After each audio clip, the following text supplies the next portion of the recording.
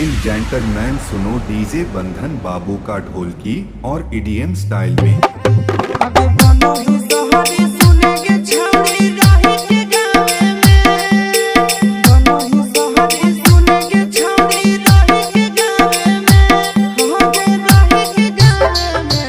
दू जोड़ा चप्पल खिया गेलै जे छोड़ी तोरा पटावे में, दू जोड़ा चप्पल खिया गेलै जे छोड़ी तोरा पटावे में। बनो ही सहारी सुनेगे छाड़ी राही के गावे में, बनो ही सहारी सुनेगे छाड़ी राही के गावे में, हो गे राही के गावे में। तो दू जोड़ा चप्पल खिया गेलै जे छोड़ी तोरा पटावे में, दू जोड़ा चप्पल खिया गेलै जे छोड़ी तोरा पटावे में।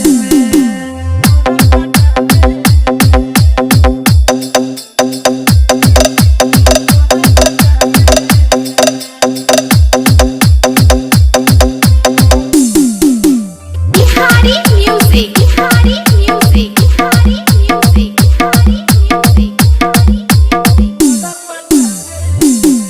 आगे तोरे चक्कर में छोड़ी गेलियौ हवे सुख गे, खाना पीना नहीं धसौ लागो नहीं भूख गे।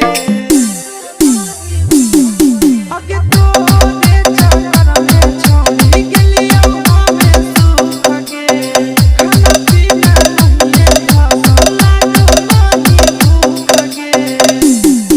आगे हमरा ता घाटा लागल है छोड़ी तो हके गेला में, हमरा ता घाटा लागल है छोड़ी तो हके गेला में, हके हके गेला में। दू जोड़ा चप्पल खिया गेलै जे छोड़ी तोरा पटावे में, दू जोड़ा चप्पल खिया गेलै जे छोड़ी तोरा पटावे में।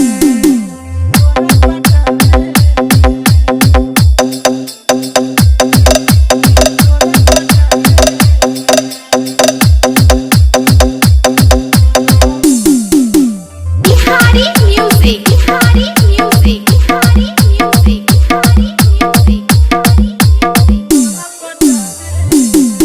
आगे पीछा करे के थक गेलौ आशीष कुंदन दीवाना गे, हको तोरे धान छोड़ी करही कहल माना गे।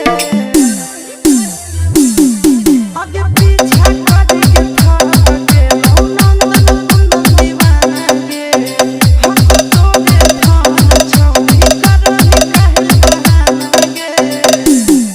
आगे हो जाना सेट छोड़ी करे न लेट हमर हाथवा थामे में, हो जाना सेट छोड़ी करे न लेट हमर हाथवा थामे में, हो गे हाथवा थामे में।